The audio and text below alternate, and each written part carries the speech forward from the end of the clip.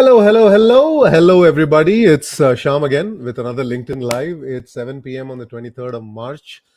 And this is a bit of a special event for me because I have a good friend, confidant, advisor, even actually, in my own work, who has, who I have spent a lot of time with talking about business, work, careers, life, friends, pretty much everything, including finance, which is what he is an expert at.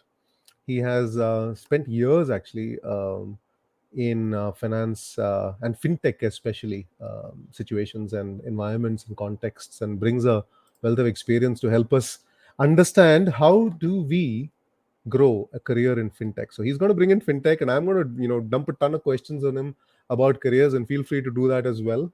And so, without much further ado, let's get some music in and then welcome him into the room in just a moment.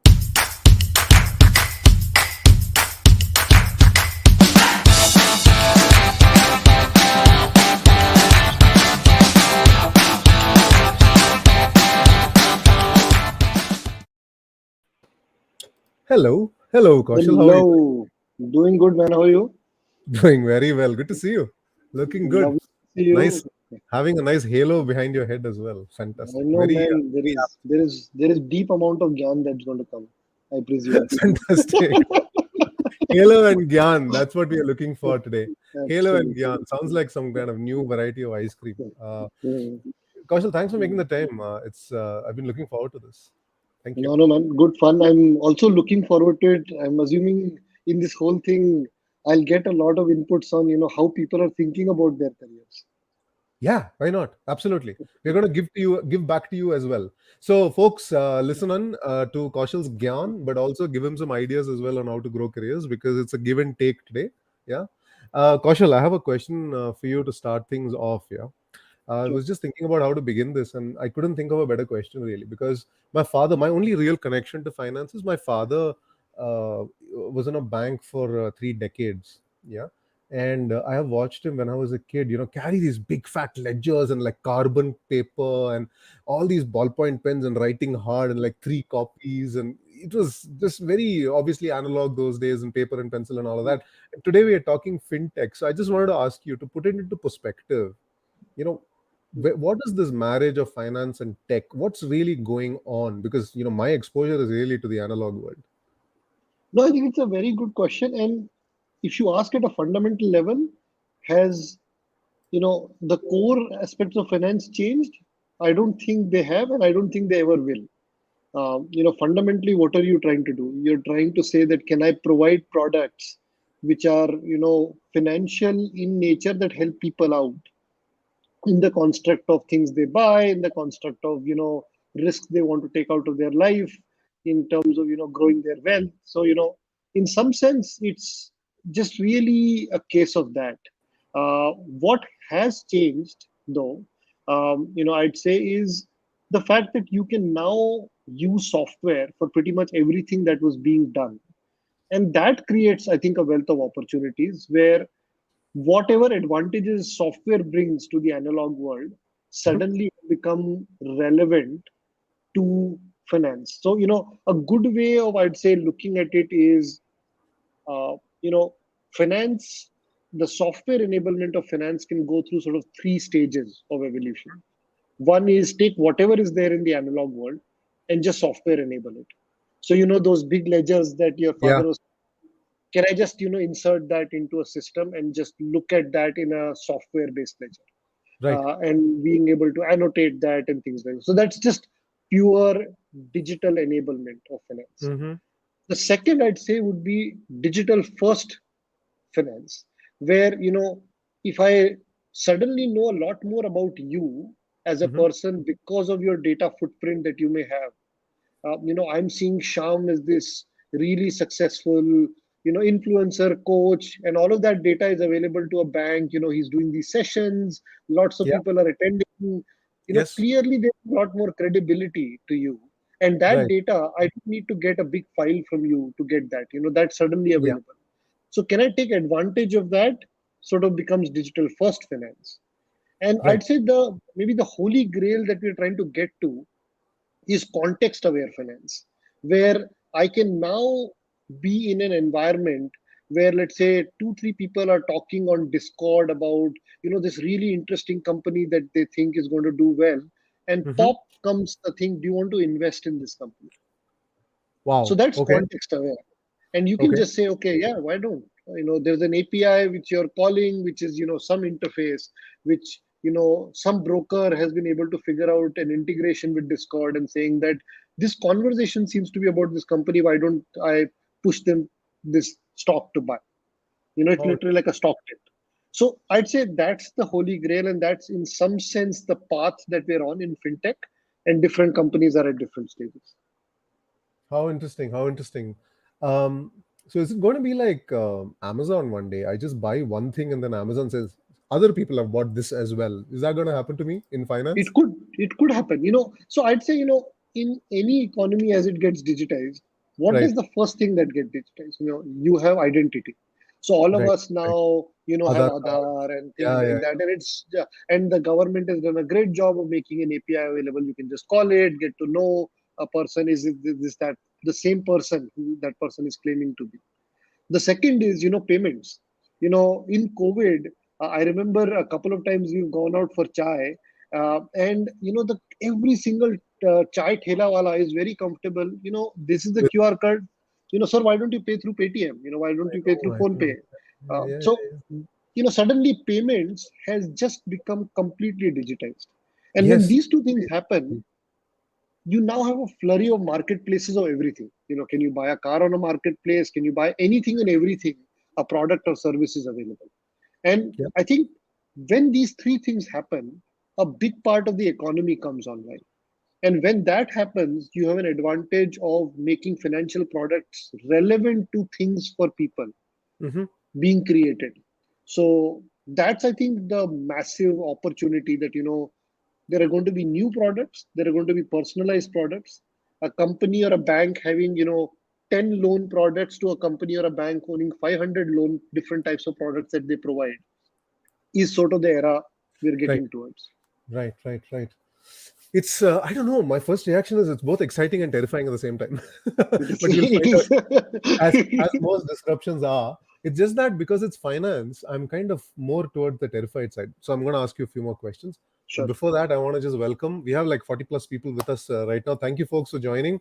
Kaushal and I are just getting started on what fintech really is, and we'll get to the point of about how to grow careers within it.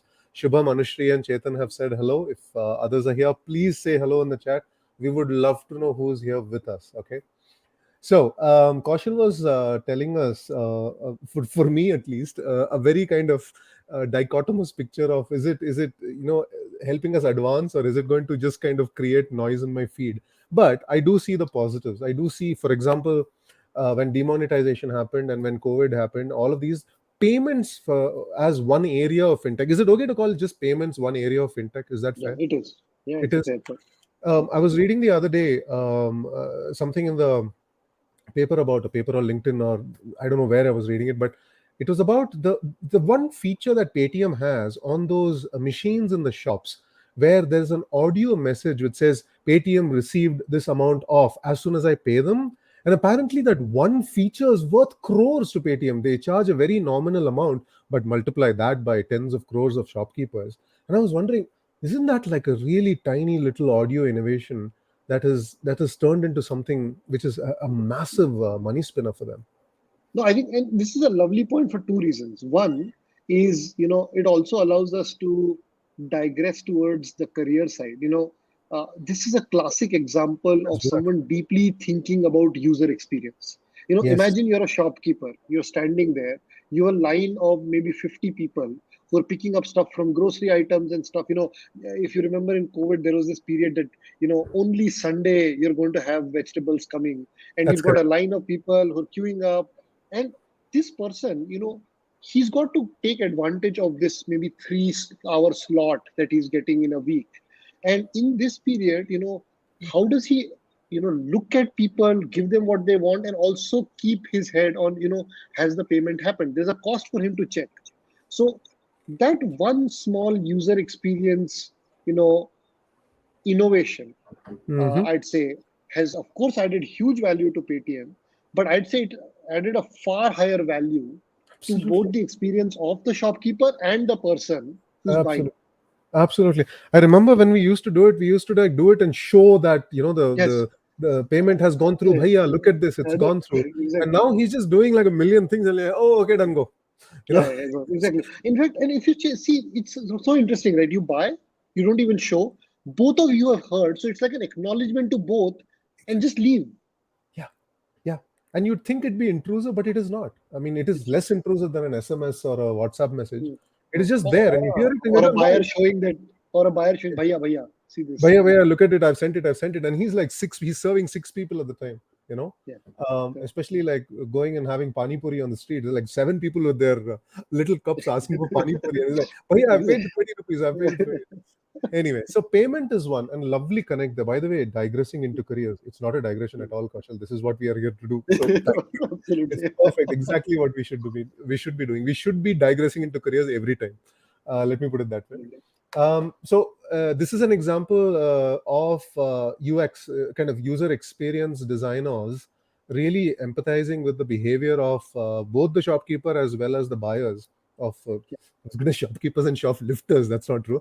Shopkeepers and buyers to change their experience. Tell us more about payments is one that came to me. Where else is this change and innovation happening in finance with tech? So, I'd say, like I said, I think we took payments as an example. I think the other big example is, an insurance for anything and everything. The innovation on micro insurance products. And I'd say maybe one very cool example that I heard recently was you can now take a micro insurance if you're, let's say, going to Bali for a trip as a family. It's a 4-day trip, and imagine a scenario, you guys reach there, and for the next 3 days it rains. You can't go to the beach, you can't do anything. You can now take a trip weather sunshine guarantee insurance. And if nothing else, Wow. they've predicted that. And if, of course, your premium changes from if it's a single day or a 3 day, but imagine if that scenario happens and there are two people, one who's taken the insurance, one who's not. The one who's taken insurance suddenly is given $1,000 and can at least use it to say that, okay, I'm just going to go and shop some interesting stuff in Bali using this. And it's a shopping trip, not maybe a beach trip. At least you're getting something out of the trip. Yeah. you know and so much data now is available that you can actually analyze. There's weather data. Can you take Yeah. advantage of that? Yeah. And not only is the data available, the understanding on that data is also now exposed out for a financial services company to build a product, take that insight and embed it into the product so that then they price the product's risk appropriately. So that's another, innovation example, I'd say. Insurance, right? I mean, Yeah. insurance is so fascinating. So let's try and do like a run through of these, right? So user experience, that example of audio. So user experience, clearly, I think there's a lot of aspects of it. Then there's insurance. Can you kind of rattle off a few more places in fintech where people might be able to get some interesting careers going? So I think let's just take the insurance example from a Sure. career point of view now. Sure. So the huge opportunity in this space is, one, you need engineers who can take this data, cull out insights from it. So data The science, is it data data science, science, machine data language, that kind of science, thing? Yeah. absolutely. So there is one, the data science from a modeling point of view. There Yeah. is data engineering from the point of view that you need to get data from this place. You need to sort of curate the data, clean it up, make it available so that the model can make sense out of it, and you're not in a scenario where there's garbage in and garbage out. So I think that ends up being a huge value add. I would say the third thing in this case that's also as equally important is systems need to connect. You need engineers who can think through, the weather system is something I need to connect to. Do I have a partnership with them? So you need someone who's in business development who builds these partnerships for the insurance Hmm. company. Hmm. So there are ecosystem development becomes relevant in this example. Data engineering becomes relevant in this example. Data science becomes relevant in this example. So these are the kind of, I'd say, opportunities uh, that come up. Yeah. Yeah. Yeah. There's so much going on. It's difficult to just kind of point a finger at one thing, though, isn't it? Because there's so much going on. I'm just going to pause here for a second and just ask all of our guests today to ask any questions in the chat. Kaushal and I are having a free flowing conversation here. And any questions you have, please pop them in the chat. FinTech, careers, anything to do with any of those, just put them in the chat at any time and we'll pick them up and answer them for you. Okay. So let's go from insurance. So we were talking about data science engineers, so on. So I guess there's a I think you had some thoughts around uh, kind of specific places that kind of work in all fintech, right? There's products, data, user x, distribution, marketing, all of these things. Could you kind of go through that? I've heard you talk about this before, but could you kind of line that out for us?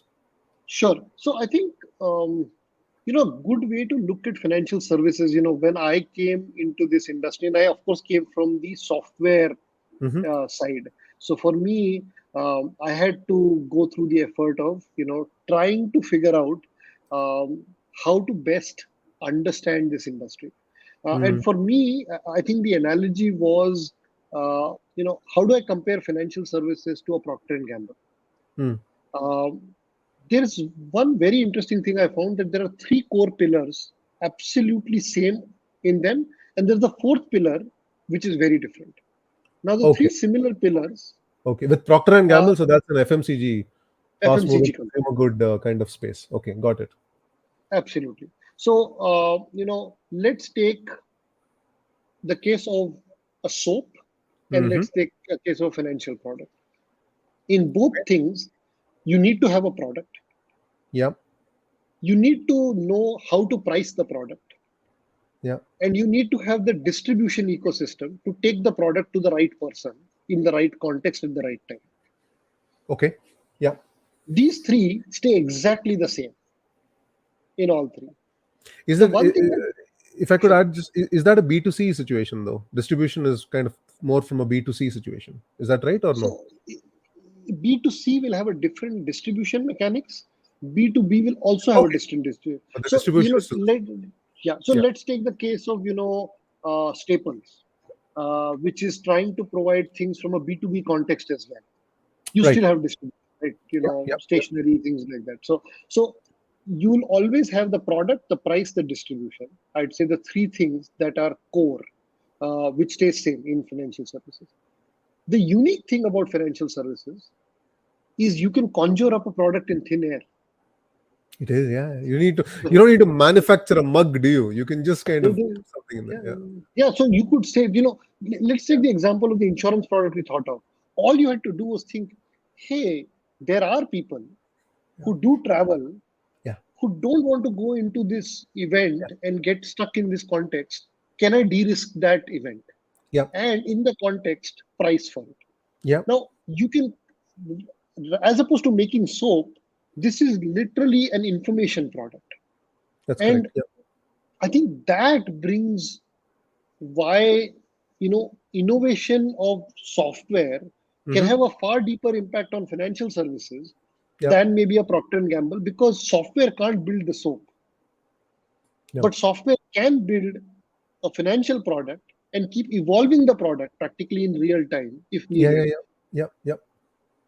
Yeah, I mean, an insurance product is after all a contract between you and me, right? I mean, we are doing a Yeah. contract to do anything, and the contract you could come up with any kind of contracts, any kind of And system, these and contracts nowadays have become live. They're real-time contracts. They're dynamic contracts. You can say a contract between Kaushal and Sham, which is saying that if these six parameters are dependent on some X rules, if yeah, something changes, I get yeah, the data, the rule changes, the yes, contract changes, yes, exactly. If this LinkedIn live goes well, Sham will buy Kaushal coffee or chai. That's the or contract. multiple of them. Yeah, Or multiple. multiple. Well, let's say a chai for every question answered well. Here's the first one Yeah, from Gaurav Akar. Gaurav says, "Hi everyone. So I understand fintech is more about tech. How can one make a transition from traditional financial services companies to fintech? Um, non-tech role. I mean, I guess fintech will have tech roles and non-tech roles, right? But I'll leave you yeah. to kind of take a look So at I that. think, Gaurav, at least my perspective would be, you already have done the hard part of being in financial services and understanding financial services. So like I said, the three things that we talked about, what goes into making a financial product, what goes into pricing a financial product, and what goes into distribution. The understanding of this, you would have actually, even Sham's father would have, because he's done that. He's seen these Correct, things happen. correct, correct, correct. I think so that itself, you bring a lot to the table to a fintech. Now, one of the things you may want to do is in each of these three areas, see how and where software is making an impact.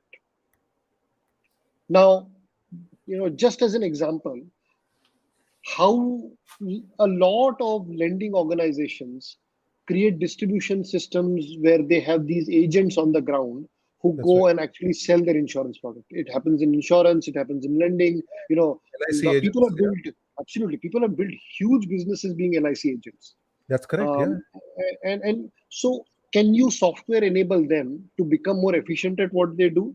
And whatever they're doing, can the data of that, rather than them having to come share some documents with a branch or with LIC or with a lender, can that be digitized? sure. So Yeah, I think, look at opportunities where data is being collected and can it be software enabled, where data is not wasn't available and suddenly is available from some other source. uh, can you take advantage of that through what is called as an API, which is an interface by which one fantastic. software program can talk to another one and get that data out? Sure. So Yeah, I think a big play, because these are information products, is leveraging software for more accurate, easy moving of data, which changes the product, changes the pricing, and changes the distribution. So yeah, I'd sort of say that that's a maybe good proxy way to look at things, and you already would be bringing a lot to the table just with this understanding. yeah, yeah, yeah. Yeah, absolutely. Shubham has asked a very similar question, so I'm just going to put that on there and offer a thought from me as well. Being from finance and going into fintech, which is at the intersection of finance and tech, isn't it, Kaushal? Yes. One of my favorite quotes is that innovation lies at the intersections. So if you take two things and bring them, together in interesting ways, right? Steve Jobs at Apple brought in design and technology. I my work is at the intersection of coaching and training. A lot of us actually thrive at the intersection of two things, but remember, not all of us are the best at both. So if you are going to be bringing in finance into a fintech organization, be the finance person in the fintech organization. And I can totally, I can kind of hear what you're saying, Gaurav, that when we are in a traditional kind of space, tech disrupts, right, Kaushal? I mean, people who Absolutely. come in with the tech usually are not from that space. People who disrupt finance will most likely not be from finance. People who disrupt restauranting will not be from restaurants, right?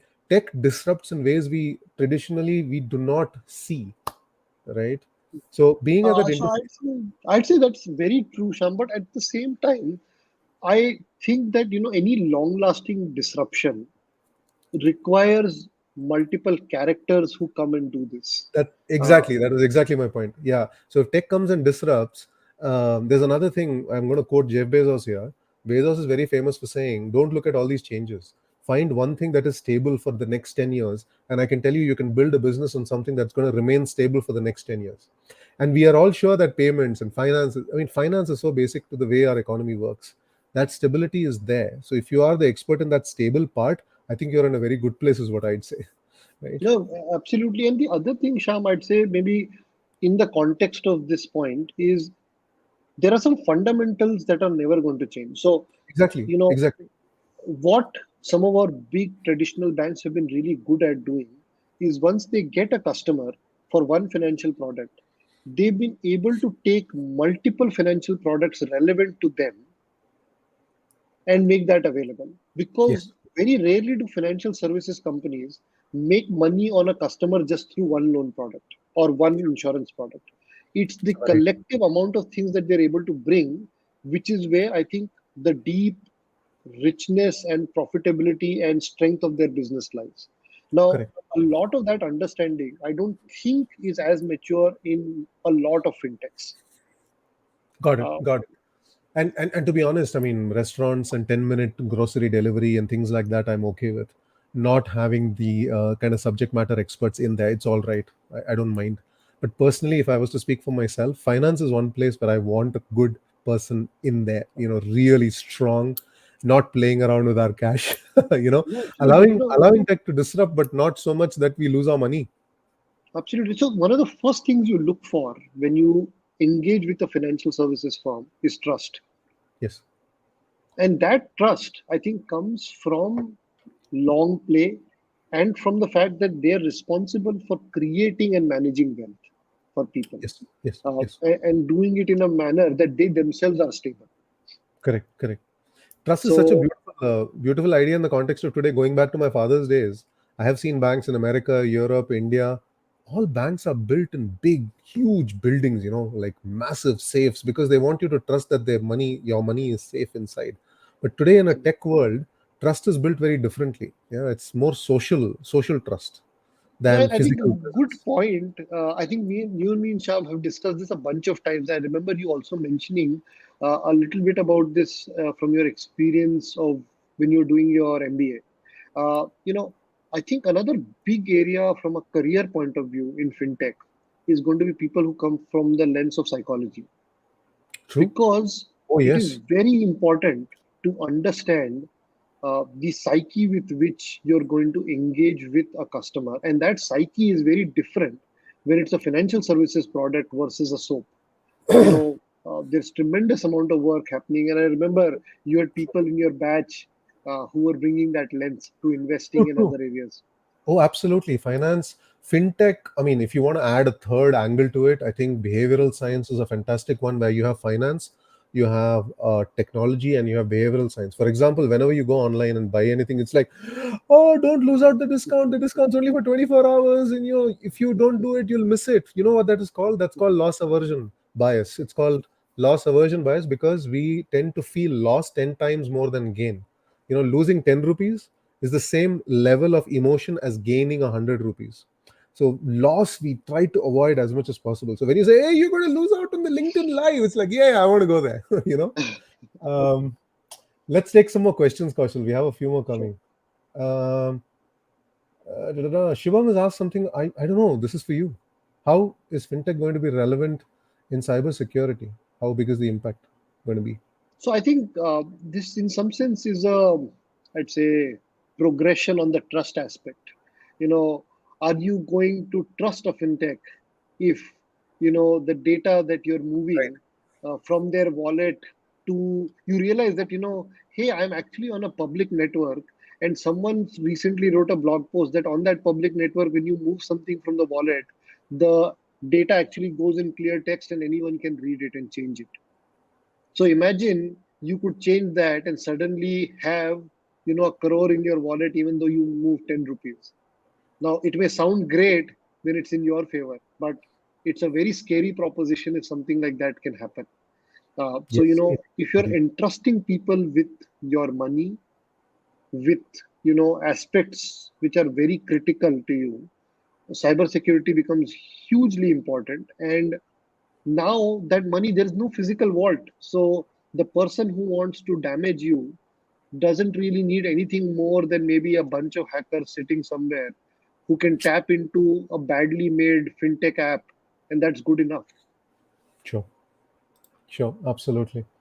um, I just find it amazing that we don't have so much physical money anymore. I think it's true, isn't it, that the entire amount of money that is in distribution in any country, pretty much, there is not enough paper money to cover that.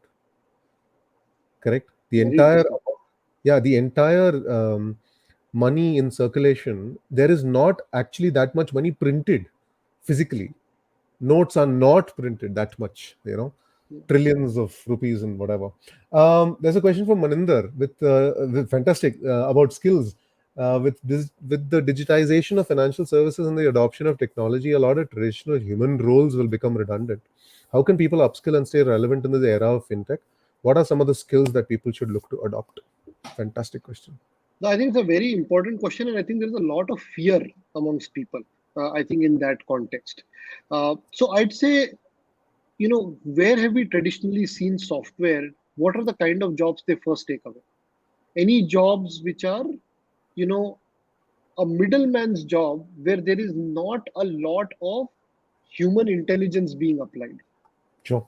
So if it's a sales guy going and selling an insurance or a loan product, I don't think a great sales guy will have to worry, because you can have software make life easy, but the ability to sell certain kinds of products is Yes. going to change. But if your job is just movement of things from point A to point B, it could be a file. You're just taking the file from one person, making it available to another person. It's just a clean movement of data. Now, this, you can build pipes, which fundamentally the job was dumb enough. So you just build a pipe and make that happen. Yes. Those kind of jobs, I think, will be under threat. And it's not just relevant to financial services, it's true in every industry. And I Yeah. think the important upskilling that would be needed is look at places where the movement of information or what you can do with the information requires either human intelligence or human creativity, Yes. and focus on enhancing yourself. Because if you've been even doing the movement of the file, you know the context why the file is moving. So take advantage of that context and upskill yourself to bring a layer of intelligence to that, decisioning to that, or creativity to that. So Yes. maybe Yes. that's my 2 cents on that point. But Can great I can question. I can I add to that with a non-financial example, because I was just fascinated by this. I don't know where I pick up stuff, but I'm just going to share it. I don't know where I picked it up, so I cannot attribute it to anybody. But this is not my original thought. I read it somewhere. Um, Whenever there's an innovation in any place, we all get worried about jobs. Yeah, and fairly so, because jobs will go. Tech will come and change the scenario. I was reading this example about lift operator job. In India, we still have lift operators in So malls and everything, and they punch the buttons, check where you're going, and all of actually, that. you have them in many banks. In many banks, right? So you have lift operators. In America, it's all gone. So I was actually reading something about some American example. What's fascinating is when the elevators came, the lift operators said, "What is going on here?" The lift operators are going away because technology has made it so simple. You don't need a person to operate it, right? So all the lift operators are gone in the US, right? But what is important to understand is the lift operators came because the lift was invented. And whose job went away? The porter who used to carry your suitcase to the 20th floor. Somebody used to carry it, right? When there was no lift, right? So the porter's job left. When the lift was invented, the porter's job was gone, right? When smarter lifts were built, the lift operator's job was gone. So now what do you do with innovation, right? You make the journey more pleasant. To our friend Kaushal, Rory Sutherland's examples, it is no longer about building faster lifts. It's about making the journey in 3-minute journey in the elevator if you're going up to the top of the Burj Khalifa, or 30 seconds if you're in a bank building in Mumbai. It is about making it more pleasurable now. So how can you actually move yourself into a space which is more about experiential change, using technology and things like that is where it's going, I think. No, and I think that also brings a great point on, one more skill area, I'd say, Mhm. which maybe we've not talked about, is content. I Yes. think if you look at when things completely get digitized, content becomes very relevant for people to make decisions, relevant for people to understand things. Content So, how so, Kaushal? Could you elaborate on the so content bit? so so so let's look at maybe a traditional bank Hmm. where you would go inside a branch, you'd have this person you could talk to, understand something. So of course you would have a person who would give you the context. What help do you want? Now Yes. that suddenly isn't available. Who's going to give you that advice? So can you have content created on the website of a loan or an insurance company, which people can then go engage with that content. Now, that content could just be static, it could be videos, which are examples. It could actually even be an ROI calculator. You put in some data, and I'll give you feedback. Hey, this is the right advice to you. So, the opportunity to create content environments which increase trust, create personalization, and create a great user experience. So, that entire field is just a huge area that's opened up, and it has relevance in, of course, marketing and getting people attracted to get more customers or building a brand, but it has a far deeper value in the experience you can create when you don't have branches. Indeed, indeed. It's a different world, isn't it? About moving from the kind of physical locations into virtual. I'm just going to go there, but just want to mention Ramachandra Rao, who's also into personal finance. He runs his own firm actually.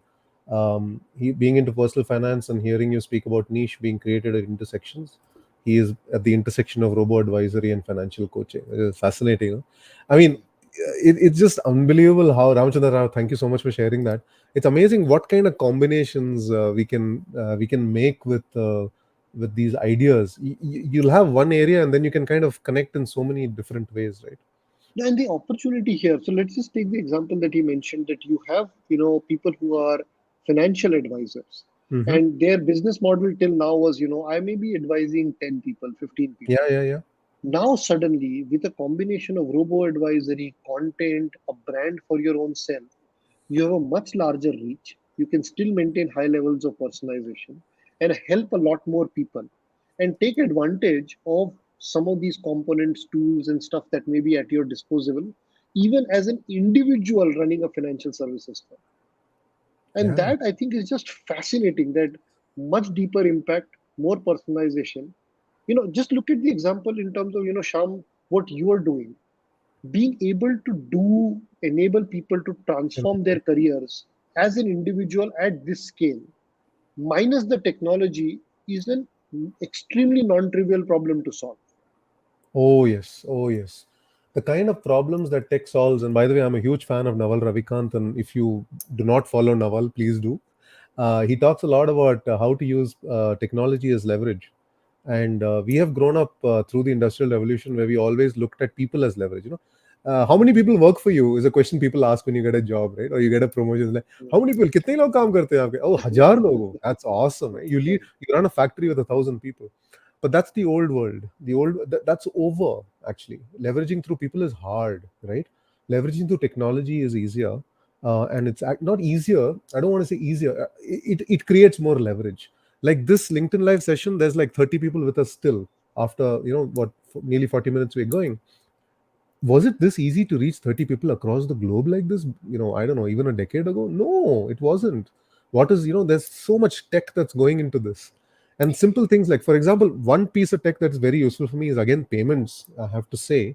Like I'm still trying to get my website sorted for direct payment for courses and digital assets that I'm building. And I find that entire area absolutely fascinating. That is helping us solopreneurs actually create something. So if you are here in this LinkedIn Live, folks, trying to create something for solopreneurs, you have my backing. Just give me a call. I'll be your mule. I'll be your test pilot. Whatever you need from me, I'll do it for you, because the kind of tech that solopreneurs need to run a business individually, it's just amazing. And the impact that they can have. Impact. A solo entrepreneur, the level of impact that they can Huge create impact. now is Yeah. phenomenal. It's phenomenal. Yeah, yeah, yeah. Like I have a technology to set up my calendars. I have technology to do my finances. I have technology to reach people. I have technology to send mass emails, and I shouldn't, but I don't. But yeah, I have the technology to send it to 1,000 people. Right? I mean, if I wanted, I could track all of you down, all 40 of you on the call here, and send you an email asking you to buy something from me. I won't, but I could. Vikrant's got a question for you. What's your thought on the future of revenue-based financing firms like Velocity, Credits, etc.? So I think, Vikrant, in general, areas of taking advantage of, you know, like I said, I think this is a classic case of having more data to better price products and make them available. One of the big issues that India's had is it's largely a services economy. And in a services economy, you don't really have an asset that you can put as security. So how do you get capital to grow? And capital on equity is not really available to a lot of people. And debt sometimes can be extremely expensive. And you don't have the asset, but you have may have great cash flows or great money coming in, great invoices and stuff like that. So I'd say, in general, the opportunity to create more relevant information, and which could be coming from accounting systems. I know guys like Khata Book and these guys are now doing some great stuff in that context. And there are, companies in the supply chain financing side who are doing a great job. So I'd say, the more richer data you have to understand a business or an individual, to better price a product, I think there is huge advantage. And I think India as a services heavy economy can has tremendous advantage to take from this to make capital available in the right price and the right format for the small and medium sized businesses to grow. On the question of careers, Kaushal, another digression back to our main topic is people spoke about finance, and I gave the example of banks. People talk about NBFCs. I believe they are non-banking financial uh, Companies. companies. I mean, who are these? Who are these people and what companies, So and what so I'd what can say, they do there? a good way to look at them, banks, they have, they're safekeepers of your money. They Hmm. help you create value with that money. And of course, Yes, they've got to create value with that money. yes, Uh, they are regulated in a certain way, and yes, that ensures that your money is safe, but it also ensures there's a lot of restriction on who they can lend to and what construct can they lend to, yes, and the reach that they may have. yes. There are smaller organizations like NBFCs who are very, very specific in who they lend to, what value they want to create. One great example of an NBFC which has influenced a lot of people's lives in India is someone like Bajaj. You know, all of us maybe have gone to a store where you will be standing to buy something, either some electronic gadget or something, and there'll be that Bajaj guy saying that, Sir, aapko loan chahiye? And he'll Yeah, come, he'll help you with the product, he'll create an experience. So that the construct for an NBFC is they're taking money which comes to them. So they may actually be taking a loan, and they in turn take that capital and deploy it to people they know how to reach and they know how to price well. So yeah. people who you couldn't really lend to, they figured out a way to create the right model to lend, make money, and still fulfill their obligations for people they've taken money from. Yes. So that has had a huge impact on India, and I think it will continue to happen because the reach that this creates, and in fact, these NBFCs end up being maybe the first point where the entire infamous loan shark ecosystems get broken and people get access to better credit. Better credit. Yeah, yeah, yeah. Absolutely. Got it. Got it. So, let's get down to the brass tacks of careers in fintech. So, let's say I'm not in fintech. Let's say I'm in tech or in finance or maybe something else. I don't know, wherever. Uh, what's step number one? How do I kind of make that one step closer to fintech? What is the first thing I should do? So I think let's look at people coming from two directions. One is Sure. someone's in the tech industry and wanting to get into fintech, and Done. case two is someone in financial services and wanting to get into Fantastic. fintech.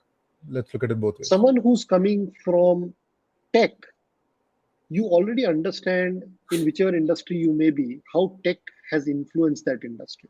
Mm-hmm. It could be commerce, it could be hospitality, anything. Mm-hmm. How has tech enabled digitization of a business? Mm-hmm.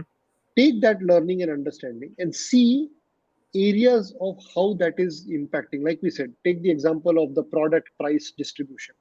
Mm-hmm.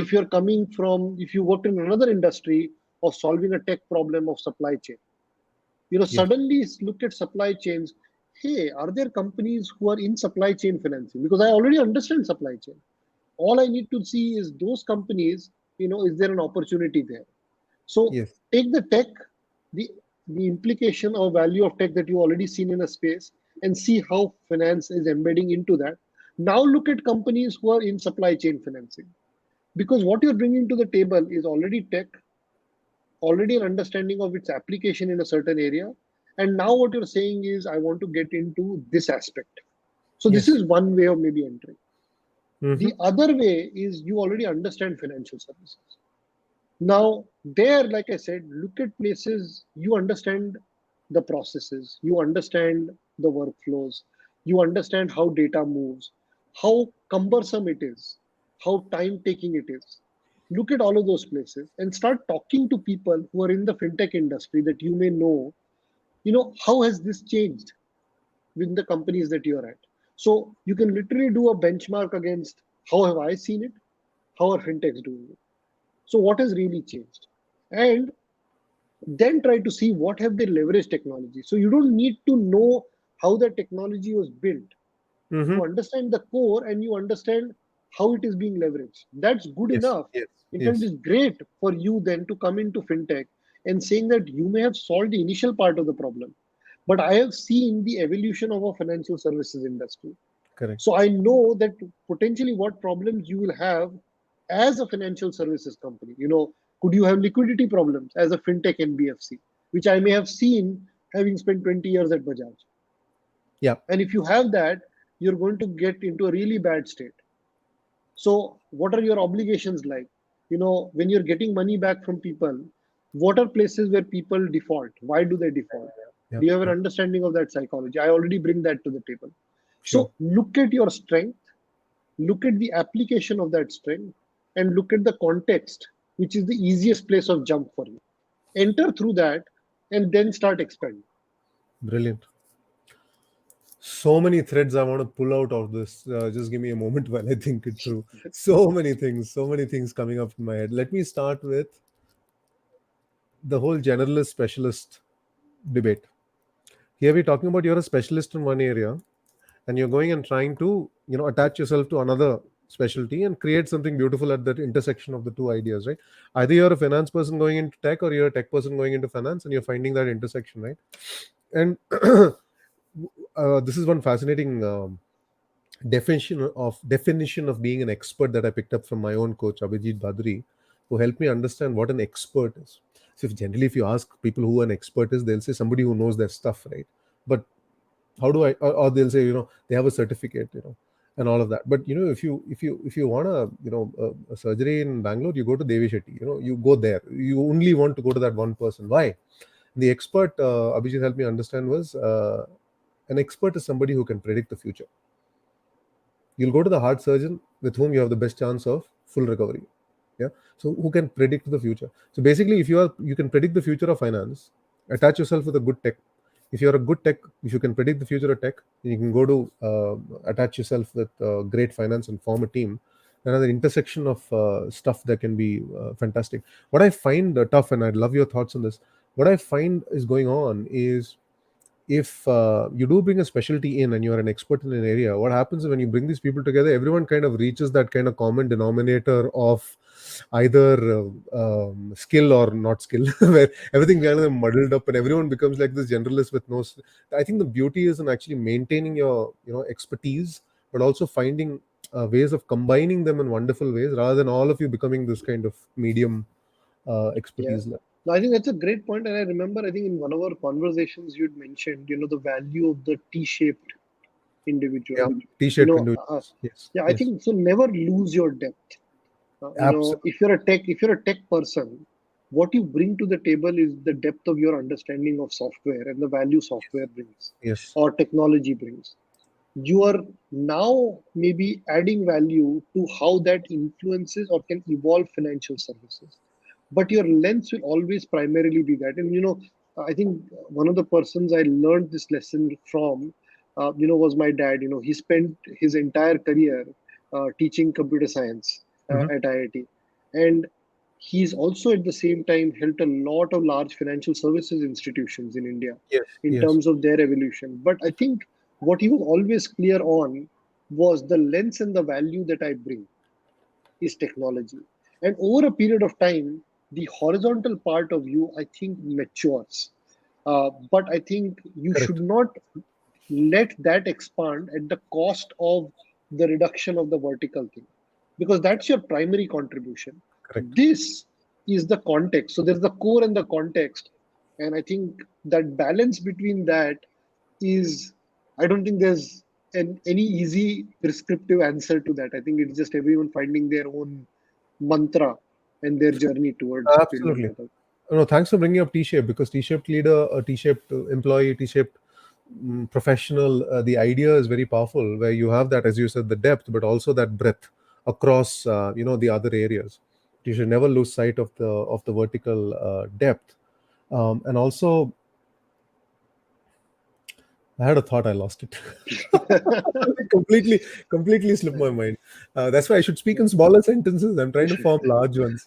But let Uh, me ask you a question. I think, yeah, Sham, please, one please, of the please. things that, you've been engaging with a lot of people, Yeah, specifically, I'd say maybe in the mid career that's correct. zone, where people are really looking at this crossover points. Uh, I think what for me is fascinating to understand is, what kind of at the heart questions, anxieties, are they bringing to you?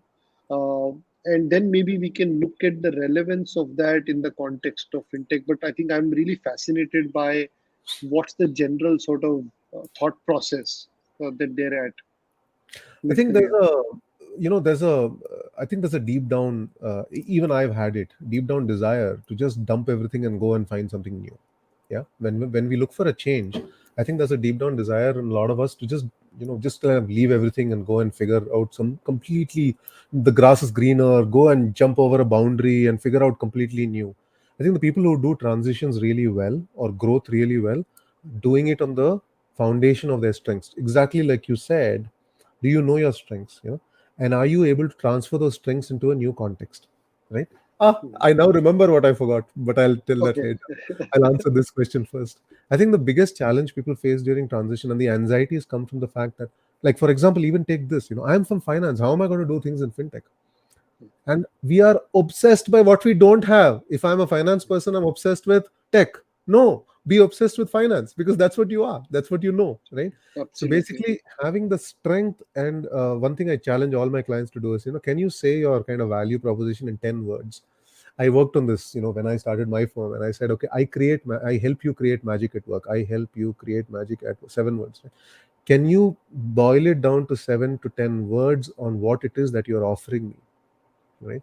Can you now say to me in less than 10 words what your value proposition is? What is your strength? Unfortunately, a lot of our energy goes to what I don't have. Anxieties come from what we don't have. As another hero of mine, Seth Godin, says, anxiety is the experience of failure in advance.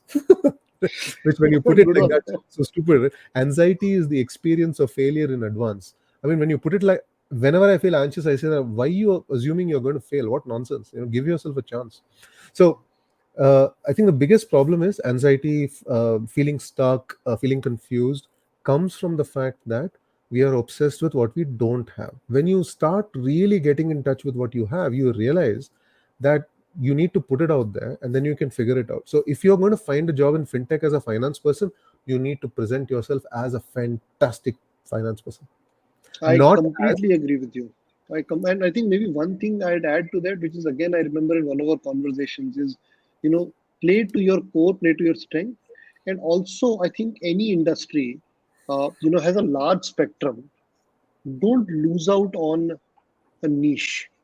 Don't spread yourself too thin, Yeah, because right. like you're mentioning, Sham, that uh, the context of can you just succinctly explain your value to someone also is only possible if you're going in a niche. If someone understands traditional supply chain financing, try to enter fintech through that. Your niche, because there is so much value add to be done in each area. And I think trying to sort of be a generalist across the entire fintech spectrum, one, can't happen, and second, you're just going to get into this muddled mediocritic crowd, and there's no signal. There's just at that level there is just noise. So Very without true. that thing, there's no signal. Very true, very true. And that reminds me what I was going to say earlier, which is, what's the difference between a generalist and a specialist in the context of careers? A specialist is, let's take, you're a lawyer. Yeah. You can be a lawyer at an FMCG company. You can be a lawyer in a tech company, I don't know, in a dental, institution, in a hospital. I don't know, wherever. You could be a lawyer anywhere. You know, you're a specialist because you are a skill based person. Your skill is what you stand for. Content, if you want to call it content. Generalists are usually contextual generalists. Like, I spent 18 years in the same organization. I knew everybody, I knew everything about that one company. If you take me out of that context, I am actually pretty useless. So, because the context is my specialty, you know, and if you take me out of that context, I can't do anything. you know if you're a shopkeeper in Bangalore, in one village, I don't know, small locality, if you plonk me out and put it in Madurai, I'll struggle because the context is what makes my business, right? But Absolutely. if you're a practicing doctor or a surgeon and you take them into hospital in Bangalore or wherever, Vladivostok, it'll still be fine, So the generalists are contextual. Yeah. No, I think it's a great point, and I think a lot of people who build fabulous careers by being in one bank or one NBFC, like you said, their thing is they just deeply understand that organization so well that they can move across functions because that context remains constant. So there has to be some constant, either a skill or something. Correct, correct. Chetan's got a question for you. Is cryptocurrency a fintech? Wow, interesting. So I would say, in some sense, yes, right? Because what you're trying to do is come up with a new format of currency as an entity to enable value exchange. And what you said is that typical in traditional worlds, value exchange required a third party trust. When I give a 10 rupee note to Sham, and he's willing to give me something in return worth that because he trusts RBI and government of India with that value. It's stamped there. What crypto is saying that can we enable or use software to Yeah, enable what are called as zero trust requirement value exchange systems. So it is the construct of value exchange, and you have a common denomination that's allowing for value exchange, which is what money does. But because it's software powered, you don't need third party trust sources. So I think it is definitely an example of fintech. it's definitely an example of fintech. I think what is fascinating, and thanks Chetan for bringing it up, is the fact that it's going to the fiat currency itself.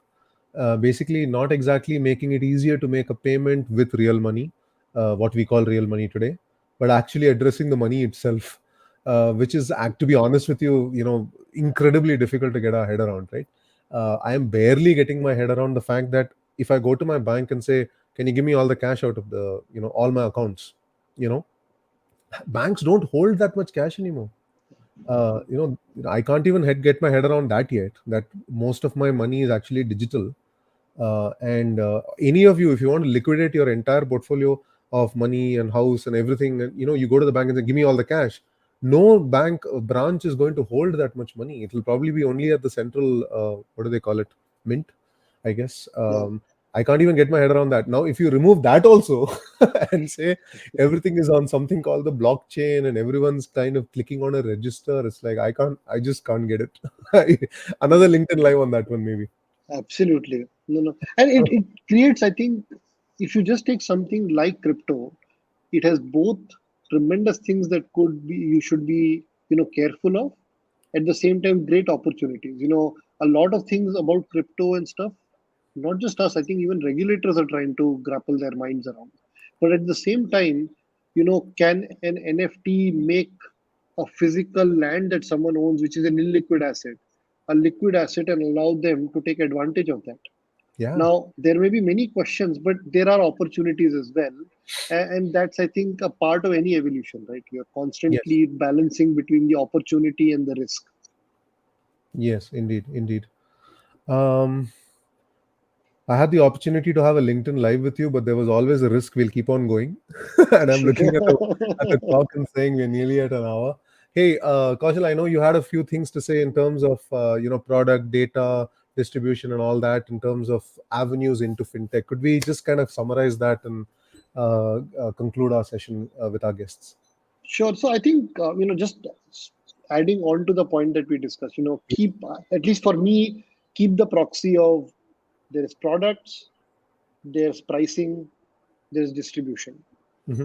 In each of these areas, you're trying to bring in software and tech to make it better, make it more agile, make it more dynamic, make it ever changing, make it context aware. All of that is happening, which just gives far more opportunities. Now, so take that lens. I'd literally say, like, create like a two by two kind of a thing. On the columns, put all the different skills. There Hmm. is UX designer, there is front end Yeah. engineer, there is back end engineer, there is a data engineer, data science guy, content person, person who does, sales, person who does marketing, partnerships. And then look at each of these areas. How can my skill, so if I take person who's good at partnerships, but wants to improve pricing, is, can that person say, okay, I'm going to go and find out what all data points can make pricing more effective, and who are the companies providing that, and can I help a fintech build relationships with them? That's my value add. So you stay core to what you're doing, bring it in the context of this framework, and see the value creation that you can bring to disrupt that space. So I think that framework for me sort of helps me in my thinking and maybe of use to people. Yeah, wonderful. Again, there's magic at the intersections. Find your intersection with, the intersection of your strengths and what you bring with what the industry really needs. And pop us a line, pop me a line, pop Kaushal a line. Connect with me on LinkedIn, and I'll answer questions if any of you have any other further questions. Kaushal, it's been a pleasure having you. Thank you. Fastest hour of my life, I think. It's gone so quickly. It's gone very And yes, quickly and lovely, man. Lovely lovely session, and I'm conversation. looking forward to the chai. I was about to say yes, but The absolutely Marwadi true, inside me, the true Marwadi to inside form. me wanted to get the I was value saying exchange yes, right. chai. Yes, let me confirm. There is definitely chai at the end of this tunnel. And thank you, Kaushal, and good evening and goodbye, everybody. Goodbye, everyone. Have a lovely day. Bye, Bye Sham. bye. Bye.